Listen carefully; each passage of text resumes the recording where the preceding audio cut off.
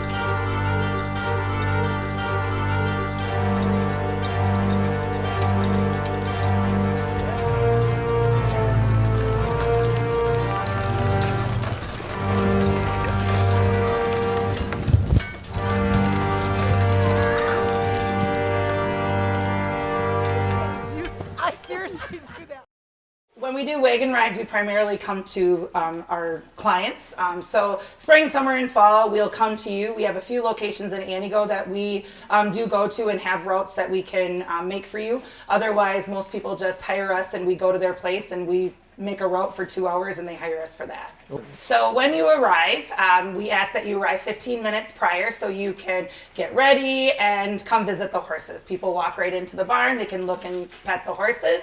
And then from there, you will load up on the sleigh. You will bring all of your food and drink. And then when you go out, the ride is first. It's a little bit longer, approximately an hour. And then we take you to our bonfire. And at the bonfire, like I said, you bring your own food and drink. And the driver will help you cook and build a bonfire. We have a beautiful swinging grill that goes over the top that you can do hamburgers, hot dogs, brats, chili, you name it. We've seen it out there. Children love to be out there because they can play in the snow. And then the horses are also tied up so you can visit with the horses, and they love their cameos, so they love to have their pictures taken too.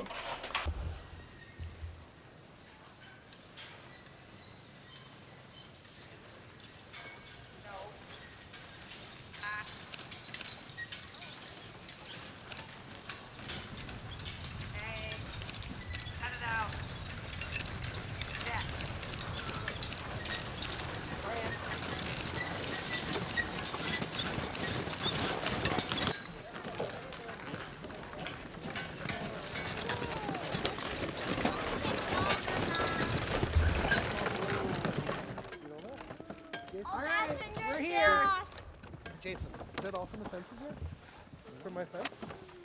Can I do Dad, can I do what I want? That's pretty good.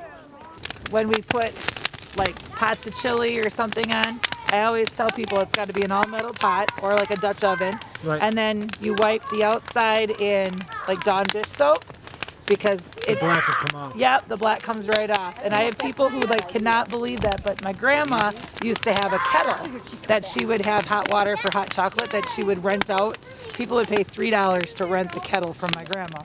Well, that's what she would always do. She'd have me rub it in dishwashing soap, and then we would put a plastic bag over it so it didn't get dirty to come out here. Right, or get So- other things.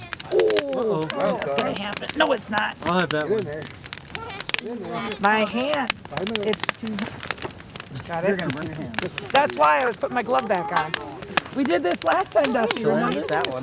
I'll eat that one. This thing kept getting in the way. I know. Yeah, it took a little hair off my hand. Well, we're good. There's a story behind this, and I won't take it off. I'm Smell sorry. hair burden? You probably want to know the story behind this. Yes, what's the story behind the ring? So, the Christmas before my dad passed away, he always complained that people would steal these rings. Hot dog? Steal the tongs or the ring? Oh, sorry, not the ring. Steal the tongs. But these are 50-cent tongs from the dollar store. Right. So for Christmas, I bought him a whole bunch of tongs, and when he opened them up, he looks at them and he's like, "People are gonna steal them." And I knew right away, as the little light in his eyes started changing, he goes, "I know what I'm gonna do." I said, "You're gonna put a bull ring on here, aren't you?" I said, "So now instead of $1 tongs, you're gonna make it a $5 tongs, because bull rings are like $3, $4. Right. Tennis shoes are not allowed on my sleighs. That's kind of a joke I tell people. But you really want to dress warm. It just makes the experience so much better. We ask that you bring your own blankets. Sleeping bags are wonderful because they're just extra warmth and everything. And a lot of people don't use their old sleeping bags anymore, so they just make work for that great. But we ask that you dress warm, dress your kids warm so they can go out and play in the snow and just have a great time. So when you're sitting, the nice thing is we have these great cushions so they keep your bottoms nice and warm. But you are sitting for a minimum of an hour, and then you get to the bonfire and we warm you up. So we have this saying, it's called, we take you for a ride, we get you cold, we take you to the fire, we warm you up, we fill you up, and then we send you home. So it just makes for a great experience if you're prepared. And we always say it's good to have layers. You can always take layers off. You just can't put more layers on once you're cold. When I start my speech out, I always say, you know, we'd like to welcome you to Brandt Sleigh Rides. My name is Shalynn. If my husband's around, I introduce him, and then I always say, who the horses are. So I would go, this is Mac and Jack, and they're half brothers. Brandt on the left. They're half brothers, and then, you know, I say they're geldings. I say they're 11 years old, and so I always give them that, you know, little bit of tidbit of information. And then we also do, like you and I talked earlier, I do the safety. So I always tell them, you know, that they must stay seated at all times while the sleigh is moving, because we're pulling a chain which drags our trails. And then I always tell them to keep their hands and faces in, because there are going to be a few branches from time to time. So it works out pretty well. I haven't lost anyone yet, so yeah.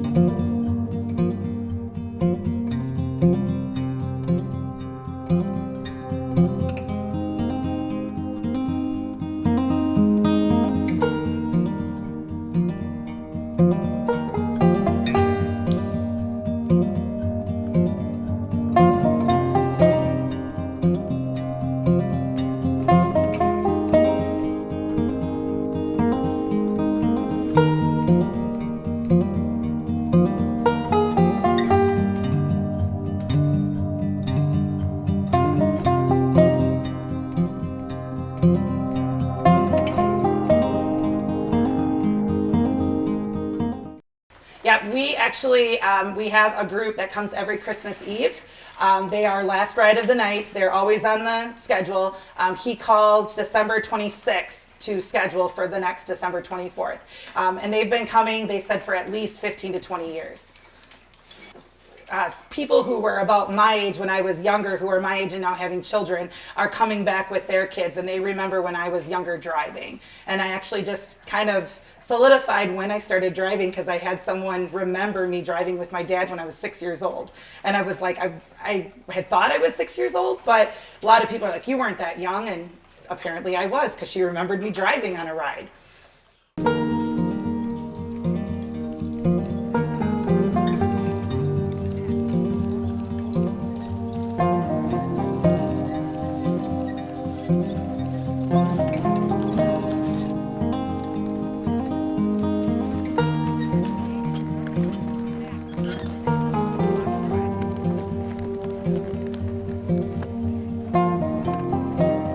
I think if people continue to do the tradition, it's something that I tell people, you can make this a family tradition. It's a great Christmas present.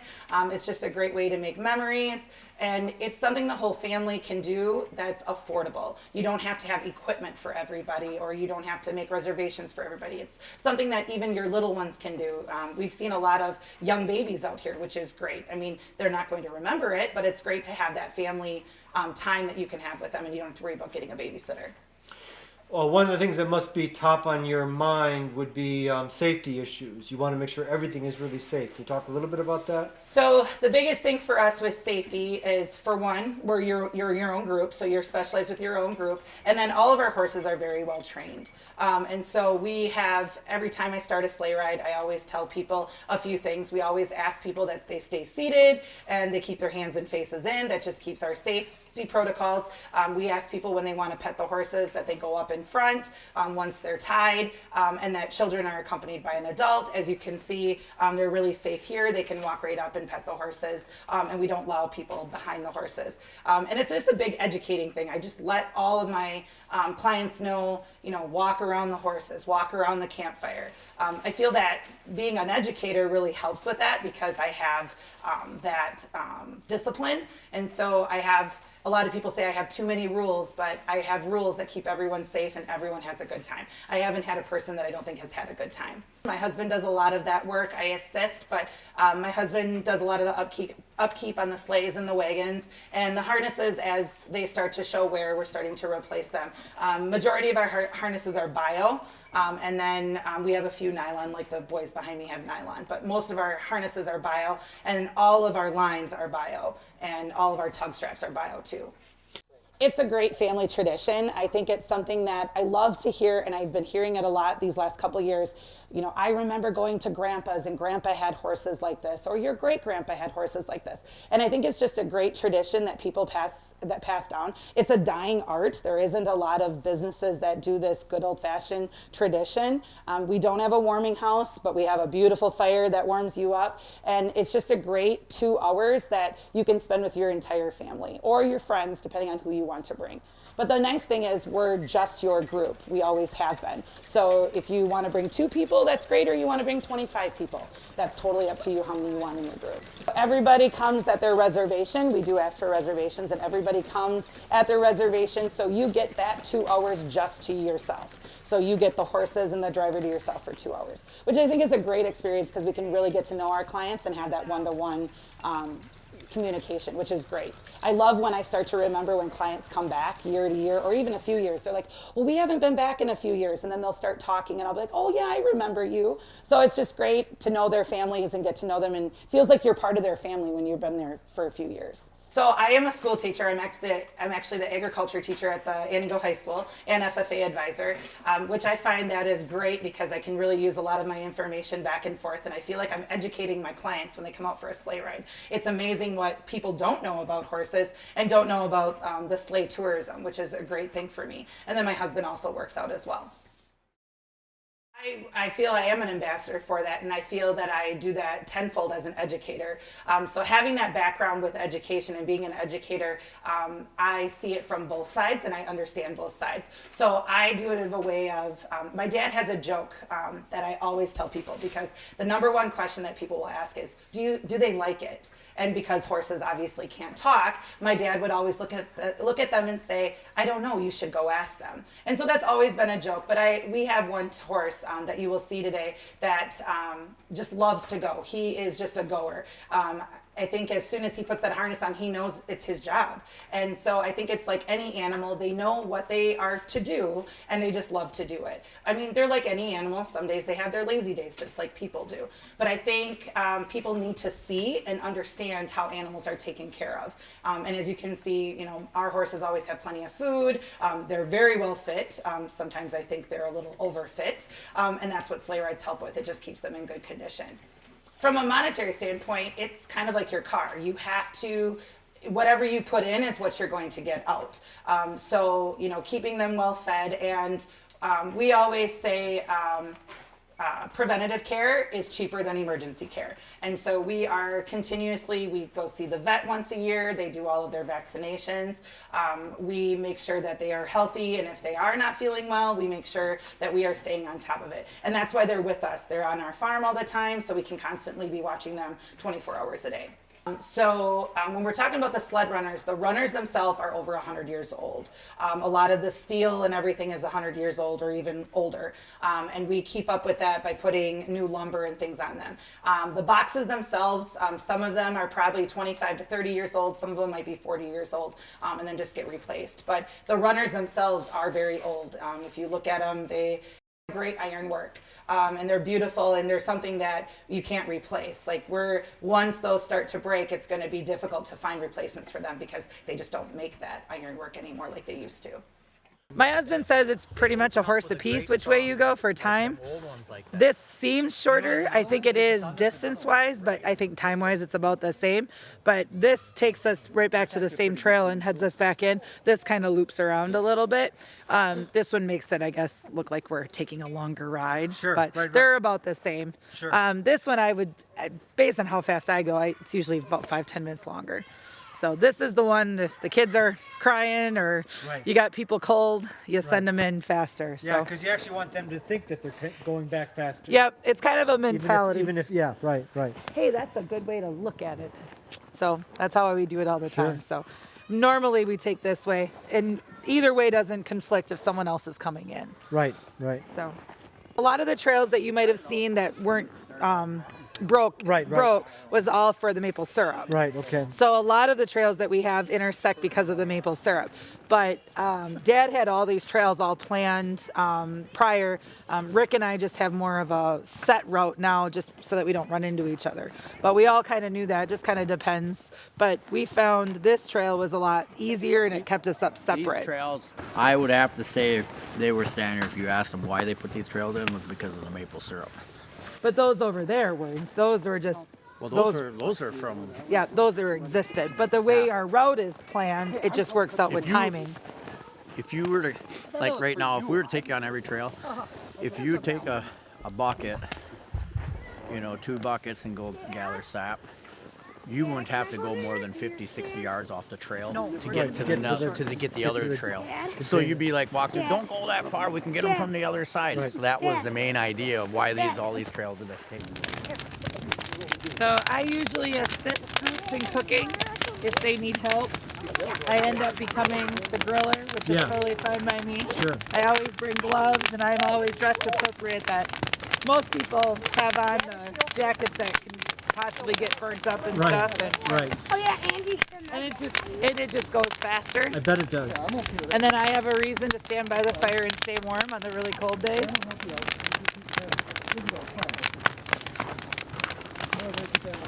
Yeah, well, I suppose you get all kinds of people. Oh yes. You get people who have no clue what they're doing out here. They just listen to my mom and what she suggests. And I suppose, just like horses, some people are higher maintenance than others. Yep. Yeah, we've seen a lot of it out here. But the nice thing about this that Chad and his father-in-law built is it swings right to that table. Yeah, that's really so nice. if people bring chili, barbecue, soups, I can cook it really fast and swing it over there.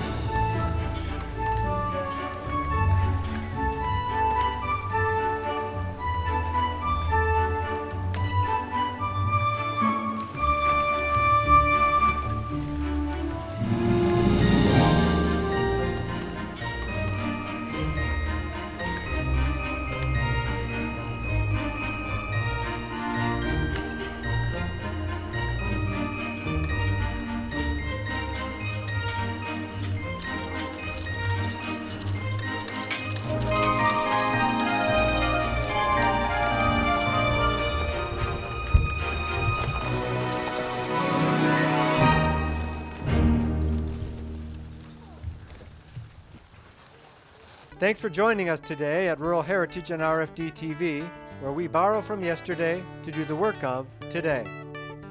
This program is available for purchase.